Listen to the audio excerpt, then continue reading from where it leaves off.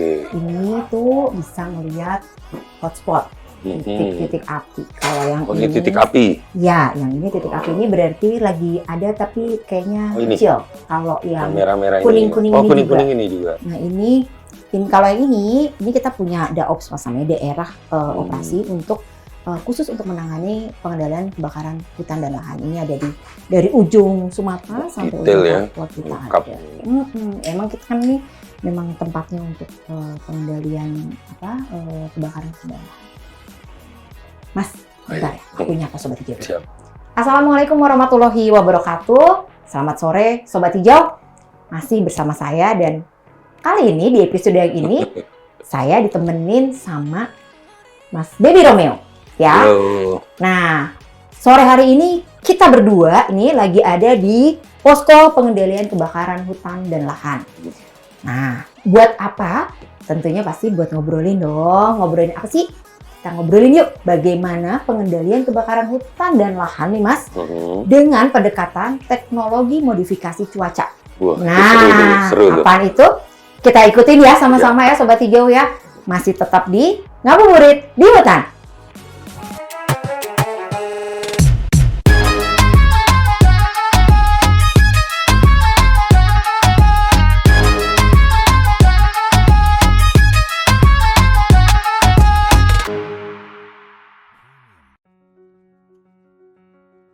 Mas Bibi, Ya.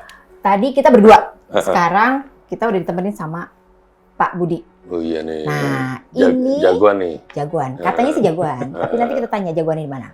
Tapi kita nggak lagi di hutan ya, Mas Bibi ya. Tapi kita lagi ngomongin pengendalian kebakaran hutan. Siap. Sama aja, nggak usah di hutan juga kan ya.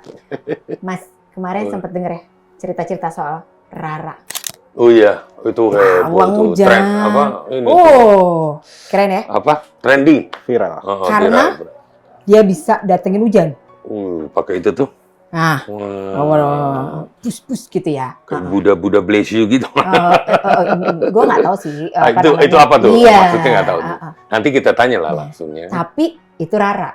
Ini Roro. Oh bukan. Oh, Ini bukan. Pak Budi.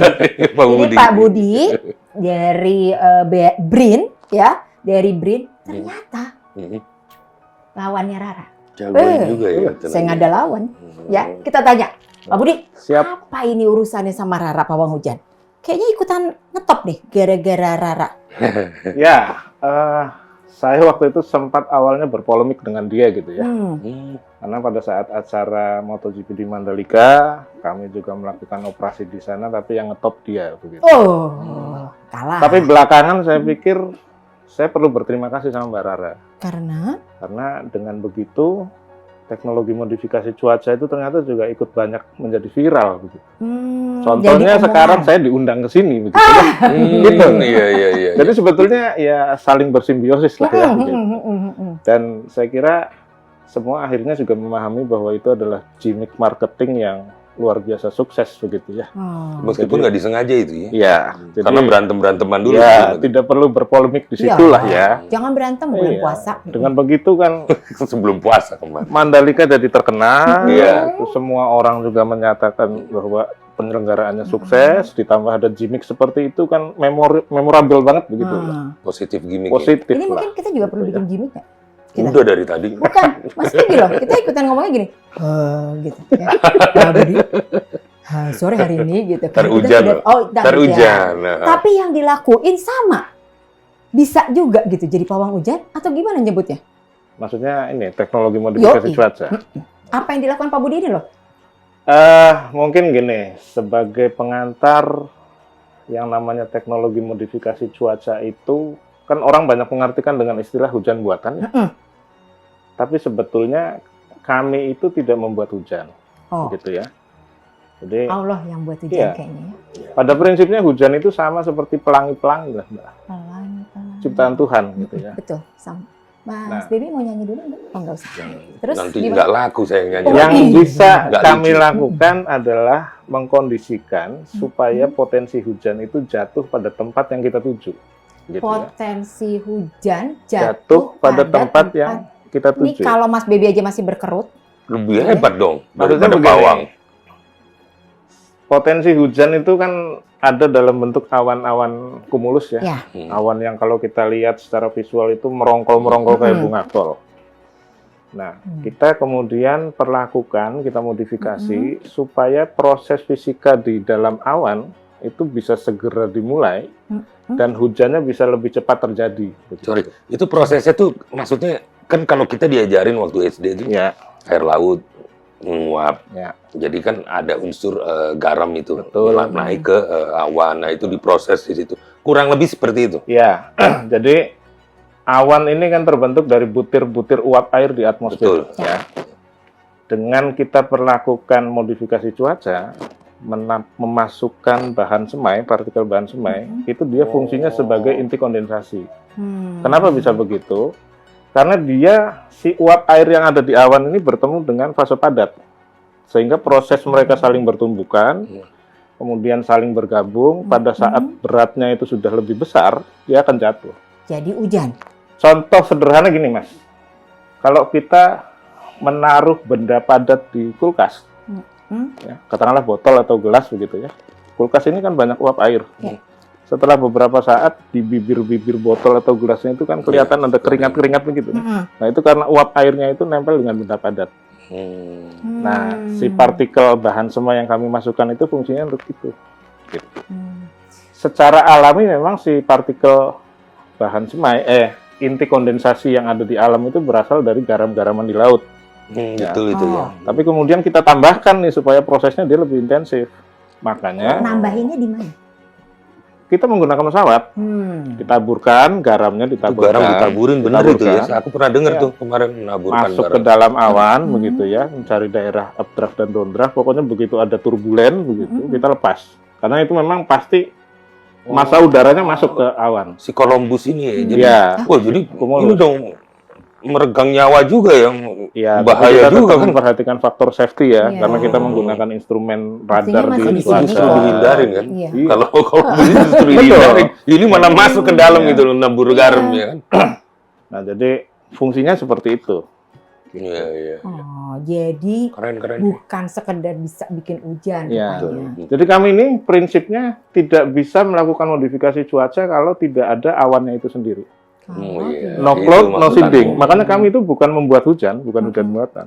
Kalau kami diminta untuk melakukan operasi hujan buatan, mendatangkan hujan tapi di musim kemarau yang nggak ada awan, ya nggak bisa. Oh. Jadi emang nggak ada awannya. Nggak ada awan. Tapi kalau sebaliknya, dari hujan menjadi nggak hujan. Prosesnya sebetulnya sama, Oh. hanya strateginya beda. Apa yang terjadi di Mandalika kemarin, kita melihat awan-awan ini bergerak dari radar, dan kita bisa memprediksikan bahwa awan ini kalau dibiarkan akan jatuhnya di daerah Mandalika. Oke. Sehingga kita Sirkuit jatuhkan gitu dulu. ya. Jatuhkan dulu sebelum dia sampai di sana, kita cegat, dijatuhkan. Prosesnya sama. Iya. Umumnya modifikasi cuaca ini digunakan untuk menambah air di waduk atau di danau gitu ya. Juga untuk karhutla gitu. Pengendalian karhutla. Pengendalian karhutla. Iya, iya. Jadi proses hujannya dipercepat. Oke, iya. Saya pikir tuh waktu itu, nih Mas Bibi, emang bisa mindahin hujan tuh dalam arti gini, yang harusnya di sini terus dipindah, tapi ternyata nggak literally begitu ya, gitu ya. Yang tadinya harus menuju ke sana, terus Iya. diberhentikan dulu di Dicegat tengah lah. jalan, dicegat gitu, kayak preman gitu loh kan. Berhenti gitu kan. Ya. Turunnya sini aja Jatuhnya situ, gitu. gitu. Oh, gitu. Tapi itu kelihatannya efektif ya, Pak Budi, untuk Lumayan efektif pengendalian. lah ya. Kita beberapa kali Iya. juga diminta untuk mengendalikan banjir di wilayah ibu Mengendalikan kota dia. Jakarta begitu ya. Oh, itu bisa. Oh, karena hujan tadi. Iya itu. Jadi awan-awan yang akan bergerak masuk ke Jakarta, kita cegat, jatuhkan di wilayah laut begitu ya. Karena biasanya begitu sudah kejadian banjir, hujan sedikit pun kan udah akan jadi genangan tuh. Nah, kita cegah itu nggak menumpuk lah airnya gitu. Jadi Terus kalaupun tetap hujan ya tetap. kalau akurasi nih sama pawang tuh, Nah, itu ya. itu gimana sih? Kalau pawang kan tadi pakai itu. Nah, itu kalau ini kan rasional nih, Iya. maksudnya kita bisa tahu ya gitu. Kita Tapi kan kalau itu kan menggunakan mazhab masa saintifik apa lah. berat nih. Oh, iya, Gitu ya. iya, iya. Sufi nih, udah sufi. Kalau teknologi modifikasi itu, modifikasi cuaca itu mazhabnya adalah mazhab saintifik. Hmm. Dalilnya Bukan teknologi ilmu. gitu Oh, ya. Teknologi ya. Tapi kalau dia pawang, mazhabnya adalah kearifan lokal mungkin. Betul. Dalilnya klinik atau gaib gitu ya. Dua-duanya mungkin berjalan begitu. Tinggal tergantung bagaimana keyakinan kita aja kan.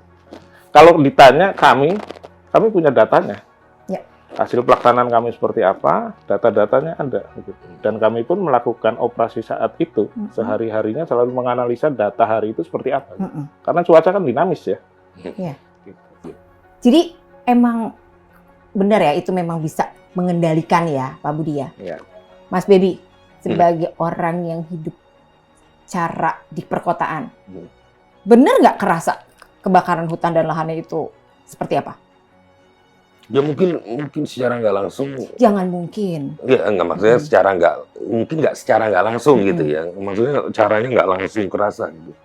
Tapi ya lama-lama akan pasti kerasa gitu loh. Karena yang pertama ya pasti kan apa tuh, kalau kebakaran hutan ya misalnya yang pasti itu asap ya. Itu udah pasti sangat mengganggu ya, apalagi sampai mampir ke negara lain kan malu gitu kan. Nah, beritanya di mana-mana gitu ya. Itu aku sempat ngalamin itu kemarin ya. Waktu kejadian itu ya. Ada di mana emang? Waktu itu kalau nggak salah ada di Singapura, pas lagi di Singapura. Emang ngerasain ada asap? Dan Tapi ngelihat juga udah lama? Udah lama. Nah, tapi kalau sekarang aku lihat sih alhamdulillah ya udah jauh berkurang lah. Udah jauh berkurang. Berhasil nih kayaknya nih. Ya ini pawangnya. Salah satunya mungkin karena pawang ini ya. Tapi nih ya supaya pasti banget nih Mas Baby emang bener perasaannya Mas Baby atau karena berkat pawang emang turun atau enggak, kita hubungin ya. Ada Pak Basar Manulang, beliau adalah Direktur Pengendalian Kebakaran Hutan dan Lahan ya di Kementerian Lingkungan Hidup dan Kehutanan. Kita coba sambung ya secara virtual karena beliau lagi ada di lapangan. Sebentar ya. Nah, kita untuk tahu nih ya benar atau enggaknya, kita hubungin Pak Basar Manulang ya, Direktur Pengendalian Kebakaran Hutan dan Lahan KLHK. Pak Basar, selamat sore. Ya, Pak, ini saya bersama Pawang Hujan, maksudnya Pak Budi dari BRIN dan bersama Mas Baby Romeo nih Pak. Kita mau ngobrol-ngobrol nih Pak. Tadi katanya Pak Budi cerita bahwa bisa melakukan teknologi modifikasi cuaca alias jadi pawang hujan gitu ya Pak ya. Nah kata Mas Baby katanya iya emang kerasa nih bahwa kebakaran hutan dan lahan saat ini tuh udah sangat jarang sekali terjadi gitu. Kalau datanya sendiri Pak, dari Kementerian Lingkungan Hidup dan Kehutanan seperti apa Pak untuk kasus kebakaran hutan dan lahan? Kalau kita dari baseline data 2019 itu kan tercatat hampir 1,6 juta. Begitu tahun 2020 yang lalu itu menurun 82%, sekitar 296. Tapi di tahun 2021 itu agak sedikit meningkat 2000 atau menurun dibandingin tahun 2019 sekitar 78%. Kalau kita lihat tahun 2022 ini dari periode Januari sampai 31 Maret yang sudah kami hitung itu tercatat sekitar 20.365 hektar. Dibandingkan secara head to head periode yang sama Januari sampai 31 Maret tahun 2021 itu menurun sekitar 3.600 atau sekitar 15%. Ya. Jadi itulah kondisi kebakaran hutan dan lahan dalam periode 2 tahun dan 3 bulan terakhir ini tahun ini. Oh, jadi emang bener turun nih Pak ya. Jadi apa yang dirasakan oleh Mas Baby nih benar, ternyata benar Mas. Emang nggak cuma perasaan lo doang gitu ya. Pak, tadi kan udah bicara dari sisi teknologi modifikasi cuaca ya Pak ya. Tapi pasti tentunya ada lagi hal lain yang dilakukan selain melalui teknologi modifikasi cuaca. Upaya-upaya yang dilakukan dalam hal untuk mengendalikan kebakaran atau mencegah kebakaran hutan dan lahan terjadi Pak. Jadi sejak kita belajar dari sejarah buruk tahun 2015 yang karhutlah itu hampir mencapai 2,5 juta ya. Di era pemerintahan yang terhormat Bapak Presiden, kita melakukan corrective action ya. Ada kebijakan-kebijakan sejak saat itu lebih memprioritaskan upaya-upaya pencegahan daripada pemadaman. Nah, saya bicara sejak tahun 2020, itu juga diarahkan Bapak Presiden pada saat rapat pengarahan Rakornas Karhutla di Istana secara virtual tanggal 22 Februari tahun 2021 lalu. Ya, harus menemukan solusi permanen dalam pengendalian Karhutla. Dalam hal ini, kita pemerintah ya, sebagai implementasi dari Impres nomor 3 tahun 2020 tentang penanggulangan kebakaran hutan dan lahan, semua lembaga kementerian termasuk pemerintah provinsi, kabupaten, sudah punya tanggung jawab yang sama-sama. Tapi ini harus bersinergi. Satu, strategi selain TMC, ini bagian dari TMC sebenarnya, adalah pendekatan analisis. Ini bahasa saya terlalu ilmiah, enggak ya? Ya. Dan melakukan itu, kita melakukan analisis iklim dan langkah-langkah seperti monitoring cuaca, ya, analisis.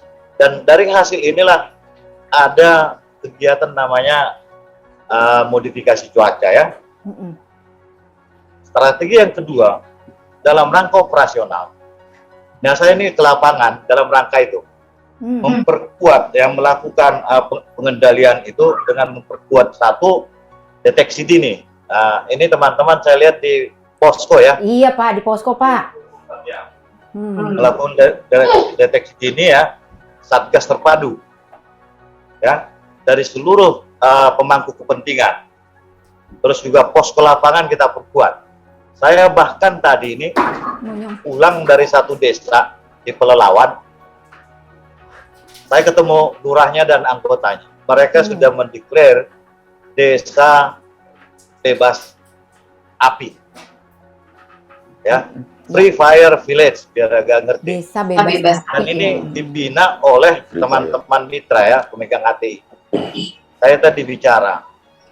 Jadi responsibilitas, rasa komitmen itu yang perlu kita juga tingkatkan, termasuk ke masyarakat ya. Sehingga langkah-langkah tadi saya juga cek peralatan-peralatan yang ada di mitra sebagai langkah antisipasi, meskipun sampai saat ini situasi terkendali hampir di seluruh Indonesia, karena setiap pagi saya melaporkan kondisi Karhutla nasional 2 kali sehari ke Ibu Menteri, pagi dan sore. Iya, Pak. Ya. Dan di samping itu, langkah yang tidak kalah penting adalah penegakan hukum. Ya, jadi berjalan. Dan juga bagaimana di dalam upaya pengendalian Karhutla ini memperkuat peran masyarakat. Masyarakat kita jadikan sebagai subjek pembangunan di dalam pengendalian Karhutla melalui MPA, masyarakat peduli api. Dan juga 2 tahun terakhir ini ada yang kita sebut masyarakat peduli api berkesadaran hukum atau MPA Pararega. Ini quote and quote, ini semacam kolaboratif justice. Kita merekrut masyarakat berdasarkan informasi dari teman-teman kepolisian. Siapa biasanya masyarakat yang bisa membakar, kita rekrut, itu menjadi tenaga kita untuk pengendalian Karhutla. Langkah ketiga adalah bagaimana ini pengelolaan kawasan, karena kita bicara pengendalian Karhutla itu berdasarkan landscape, ya, melalui pengelolaan gambut ya. Di sini ada di KLHK, ada di satu Dijen, ada BRGM, dan itu bagaimana gambut itu tetap terjaga, ya, tetap basah melalui pengamatan tinggi muka air. Itu Mas Budi jauh lebih pakar karena meng-create itu teman-teman dulu di BPWT. Sehingga kita juga melibatkan para praktisi ya, terus juga pengelola kawasan, izin ATI, hutan alam, perkebunan. Sehingga ini menjadi sesuatu yang harus bersinergi. Beberapa waktu lalu sudah terbit SK Ibu Menteri 169 ya, yang namanya Follow Net-Sync, Forest and Other Land Use Net-Sync tahun 2030. Ini komitmen pemerintah Indonesia, bukannya milik KLHK. Ini milik Indonesia, milik dunia. Intinya, bagaimana tahun 2030 ke depan serapan karbon lebih besar atau sama dengan emisi. Nah, kita bicara emisi sebagai tugas kami di pengendalian Karhutla. Kalau gambut terbakar, emisinya luar biasa. Kalau kebakaran kita bisa tekan lebih rendah lagi, dan dengan sinergitas semua para pemangku kepentingan, terutama di tingkat tapak. Ada unsur TNI, polisian, BPBD, Pemda, masyarakat, pokok ada. Kita tekan, saya yakin capaian itu bisa tercapai. Kira-kira itu yang terus kita kembangkan ya dalam selain itu. Itu tadi ada solusi permanen pengendalian karhutlah melalui 3 strategi itu. Ya, Agak panjang ya. Terima kasih loh Pak. Ini lagi di lapangan ya Pak ya. Iya. Saya nggak ganggu lagi deh Pak. Salam dan semangat terus Pak buat teman-teman Manggalakni yang ada di lapangan ya Pak ya. Silakan dilanjut Pak. Nanti ini kita juga masih pengen ngobrol lagi soalnya di Pak ya. Terima kasih ya Pak Basar ya. Sampai ketemu lagi Pak. Terima kasih. Baby Romeo, Mas Budi. Siap. Saya nunggu Mas Budi di Pekanbaru besok. Insya Allah lusa Pak.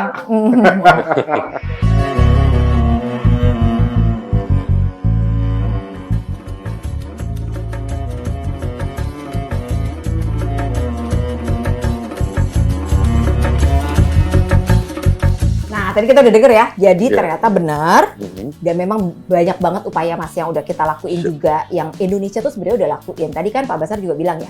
Tidak hanya dari PLHK, tapi juga semua bahkan dari level yang sangat di desa gitu ya. Tadi ada desanya.